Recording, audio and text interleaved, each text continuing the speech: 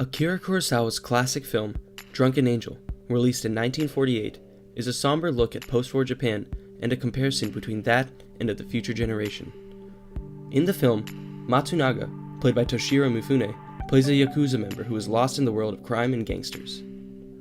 When he is diagnosed with tuberculosis, he seems to be not only hesitant about the matter, but reluctant to receiving any assistance as well.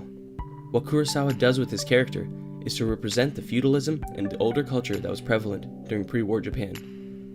A high school girl comes into the story later on, and she happens to have the same disease as Matsunaga, though she goes about her treatment in a much different fashion. Instead of being so stubborn, she not only wants to get better for herself, but she believes that this is the right way to live.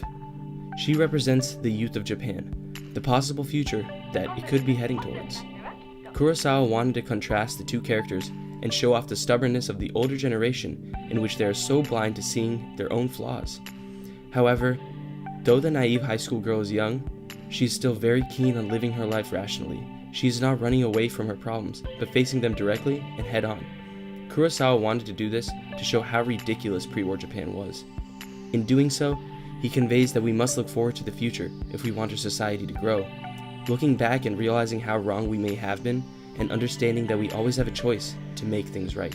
Akira Kurosawa suffered with depression throughout his life, and I feel as if maybe he modeled Matsunaga and Sanada, played by Takashi Shimura, the doctor responsible for treating both patients based on his own personal experiences. He understands that it may be difficult to face reality, but it is truly necessary if we want to be human. We cannot be blind to our own flaws if we want to evolve. We must be open to the future. Kurosawa wanted to make a movie for both post-war Japan as well as pre-war Japan, and as intriguing as it is, he used tuberculosis to make his point. Tuberculosis is a bacterial disease, and much like in real life, we must be willing to get better to truly heal. Matsunaga compared his Yakuza lifestyle to the bacteria itself, but he was caught in an unhealthy spiral, unwilling to get out, and when he did, it was too late.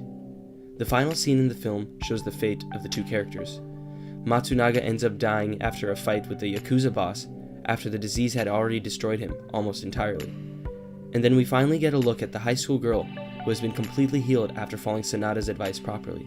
She chose to take the right steps in living her own life, and came out of it stronger than she was before.